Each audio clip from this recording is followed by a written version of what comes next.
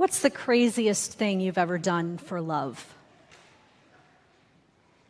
Move across the country? Put a career on hold? Drive hours there and back just to spend one precious hour with your loved one? Fly halfway around the world? Announce your wedding 3 weeks after you meet your partner and get married 5 months after that? Who would do that? I'll tell you that story later. Some of those are once-in-a-lifetime events, but on a more day-to-day basis, how about perform an extraordinary act of generosity and kindness?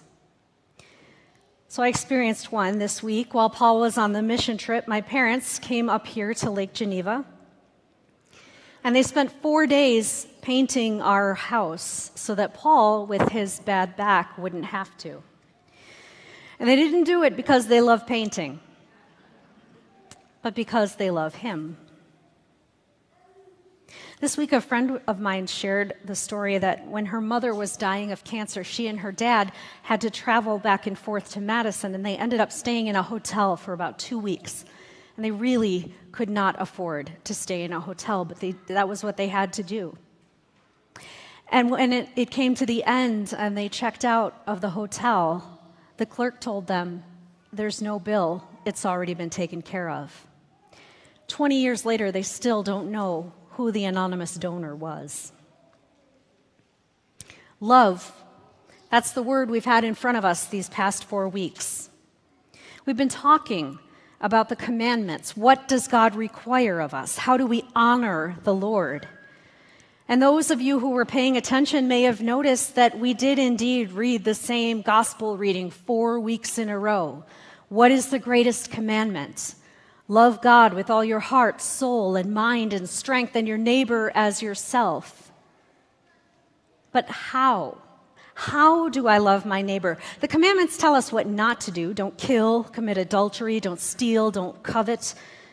If you weren't here last week to hear Pastor Carl's message about coveting his neighbor's chickens, you really should go on our Facebook page or YouTube channel and check that out.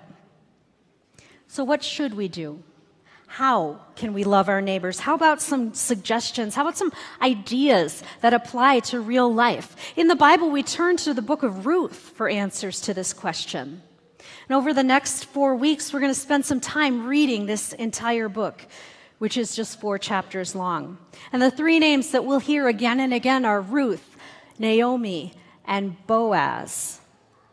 There are no dramatic appearances of God in this book. There's no burning bush, no pillar of cloud. In fact, God is not really mentioned much at all. The book of Ruth, though, is about love lived out among God's faithful people.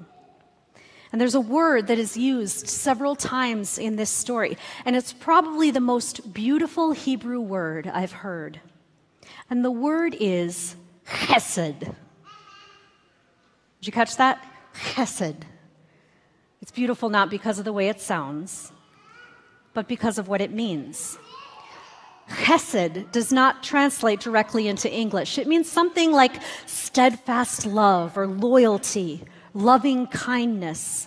Chesed is love in action. In the Bible, this word is used more often to describe God than to describe people.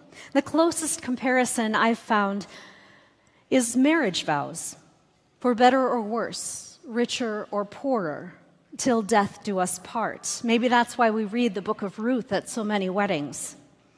This is what Ruth promises and delivers to Naomi. She says, "Where you go, I'll go. Where you live, I'll live. Your God will be my God, and your people my people, and nothing will separate us, even until death." As the narrative begins, we meet Ruth and Naomi. Ruth has lost her husband, it's true, and she probably is grieving. But Naomi not only has lost her husband, but she has lost her 2 sons. So she's lost her entire future, everything. And she's bitter, understandably so. She is so bitter that she says, "Don't call me Naomi anymore. Just name me bitter, Mara." Ruth vows to stay with Naomi to personally ensure that she's taken care of. But just because Ruth has devoted herself to Naomi and stays by her side, it doesn't make Naomi suddenly all better. She's grieving. And at first, as I read this text, I thought, Ruth is standing right there, and Naomi says this, speaks about how bitter she is, so steeped in despair. And I had to wonder, what's Ruth thinking? Is she questioning the choice that she made? Was she frustrated by Naomi's continued bitterness? And I wondered, what would I be thinking in that situation?